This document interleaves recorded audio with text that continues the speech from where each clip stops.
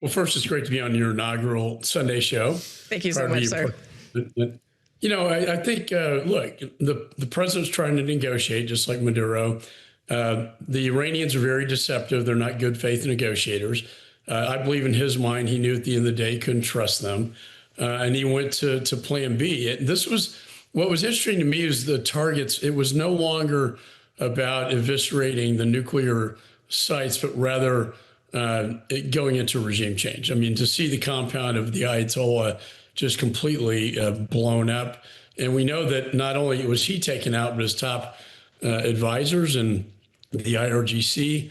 This was a significant event. And I don't want to diminish the sort of greatness of this moment. Since 1979, there's been a dark veil that descended across the Middle East. And that shroud has now been lifted. And the people of Iran now have a chance for freedom and a chance to take back their country. And since 1979, we've seen what Iran has done as the largest state sponsor of terror. They've had their proxies. And it's not just Israel. Everybody talks all about Israel.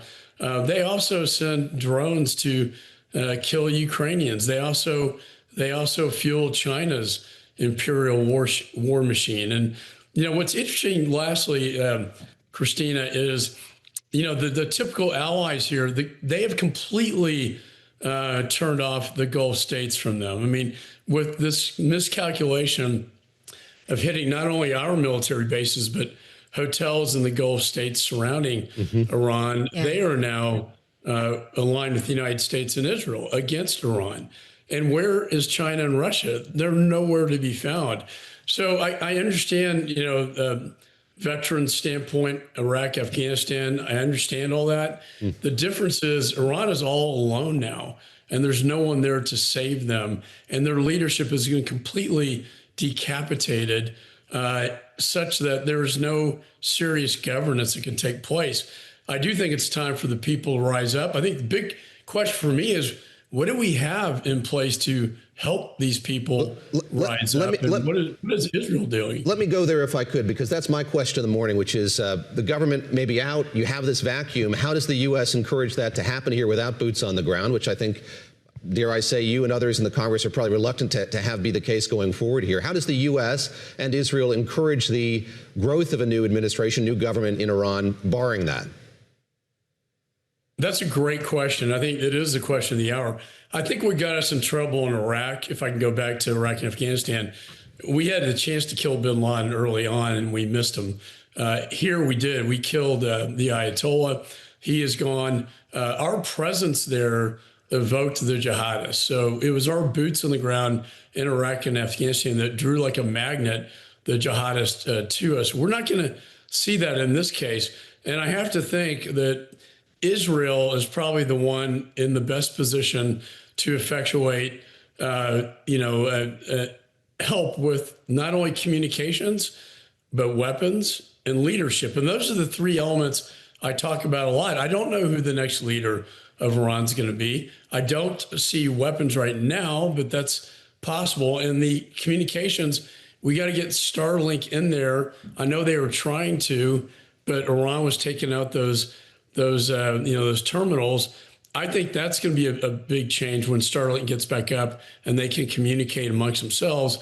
Now, I remember the last strike in the 10-day or the 10-day war, whatever it was, that I was surprised at what the presence of the assets Israel had on the ground in Iran to take out these targets. Yeah. And I think everyone in the intelligence community was equally surprised by the presence they had. So I do think Israel is probably in the better position. If it does need boots on the ground, certainly Israel's better. I don't see this president putting American boots on the ground.